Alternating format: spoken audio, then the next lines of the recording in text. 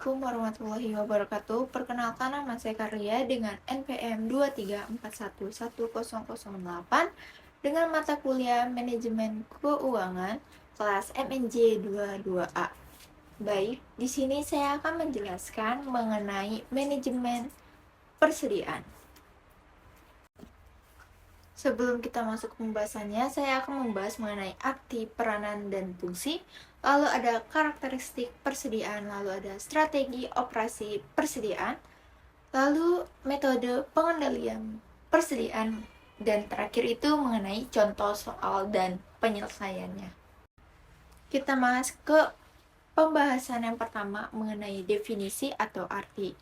Definisi persediaan merupakan sejumlah bahan atau barang yang disediakan oleh perusahaan, baik berupa bahan jadi, bahan mentah, maupun barang dalam proses yang disediakan untuk menjaga kelancaran operasi suatu perusahaan guna memenuhi permintaan konsumen setiap waktu, menurut Margareta tahun 2014.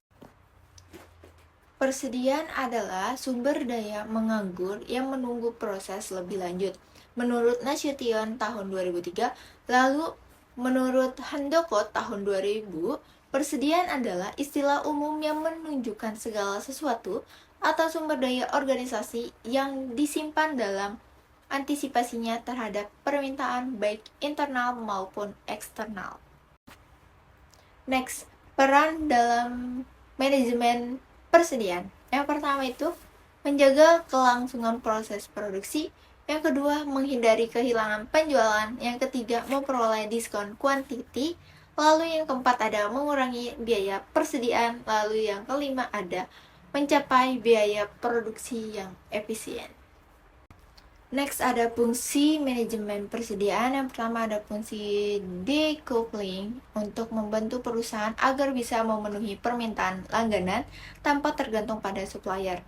Lalu ada fungsi economic load sizing, itu persediaan ini perlu mempertimbangkan penghematan, biaya pengangkutan per unit lebih murah dan sebagainya karena perusahaan melakukan pembelian dalam kuantitas yang lebih besar dibandingkan dengan biaya-biaya yang timbul karena besarnya persediaan, biaya sewa gedung, investasi, risiko, dan sebagainya. Lalu yang ketiga itu ada fungsi antipis untuk mengantisipasi dan mengadakan permintaan musiman menghadapi ketidakpastian jangka waktu pengiriman dan untuk menyelupkan persediaan pengamanan. Next, karakteristik persediaan. Persediaan tersebut merupakan milik perusahaan, lalu persediaan tersebut siap dijual kepada para konsumen. Perusahaan dagang ini mempunyai persediaan barang dagangan, sedangkan suatu perusahaan industri itu mempunyai persediaan bahan baku, ada persediaan barang dalam proses, lalu ada persediaan barang dalam jadi, terakhir ada persediaan barang pembantu dan suku cadang.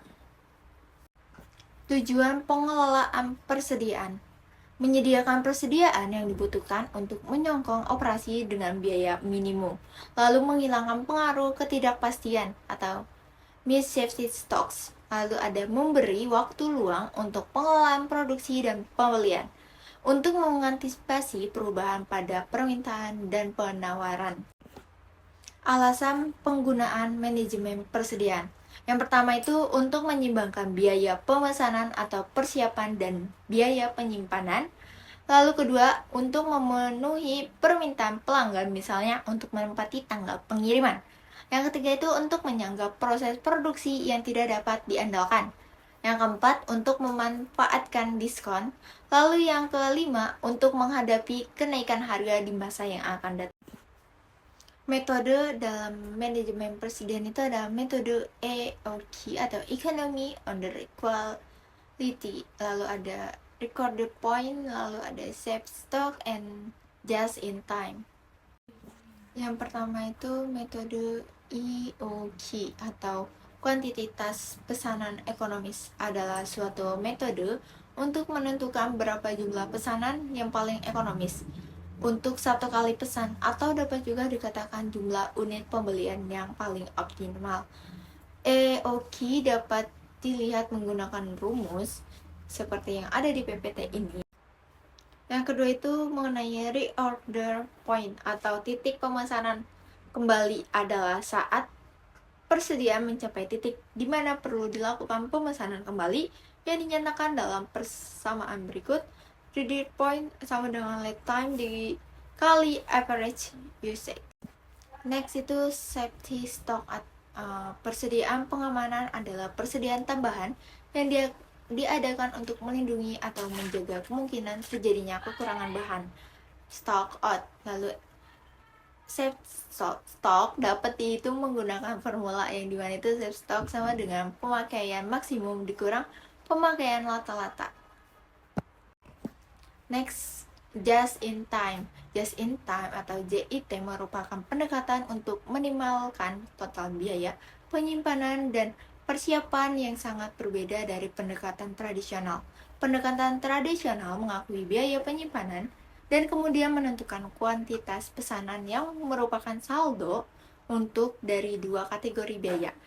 Di lain pihak, JIT tidak mengakui biaya persiapan, tetapi sebaliknya, JIT mencoba memakai biaya-biaya ini sampai nol.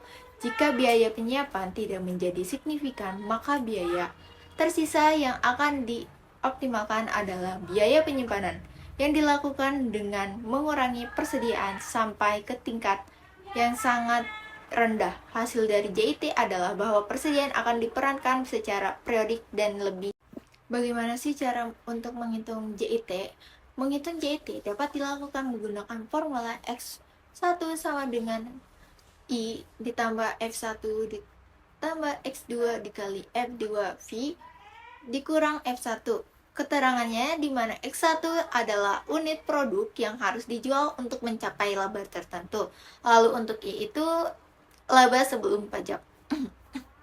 F1 itu total biaya tetap, X2 itu jumlah kualitas non-unit, lalu F2 biaya variabel non-unit, F1 biaya variabel per unit, dan V itu sama dengan harga jual per. Next, sistem ABC. Sistem ABC adalah teknik manajemen persediaan dengan membagi persediaan ke dalam 3 golongan, sesuai dengan tingkat penurunan kepentingannya yang didasarkan pada nilai rupiah pada investasi masing-masing golongan persediaan tersebut.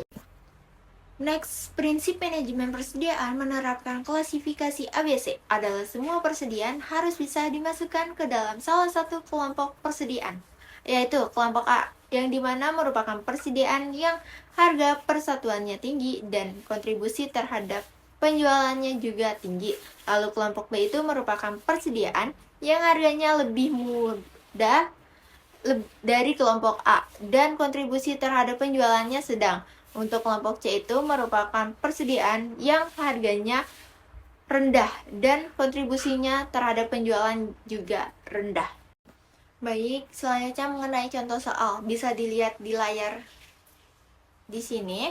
Untuk contoh soalnya, perusahaan ABC akan melakukan pemesanan material sebanyak 1.200 unit dengan harga per unitnya 1.000.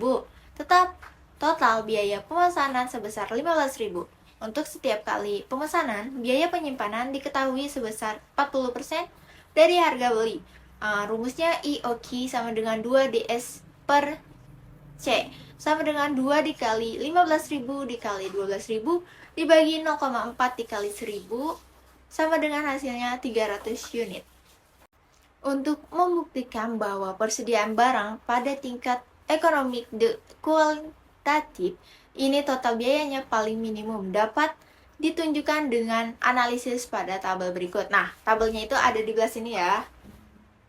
Bisa dilihat, dan di situ ada tabel-tabelnya. Lalu, pada tabel analisis IOQ menunjukkan bahwa tingkat pesanan material sebanyak 1.200 atau dengan sekali pesan memiliki biaya terbesar. Tingkat pesanan 300 adalah pesanan yang memiliki biaya terkecil. Persediaan material sebanyak 300 unit, ini adalah persediaan paling minimum atau pada tingkat ekonomi order quantity. Sekian pembahasan mengenai manajemen persediaan. Kurang lebihnya saya mohon maaf. Wabillahi taufiq wal hidayah. Wassalamualaikum warahmatullahi wabarakatuh.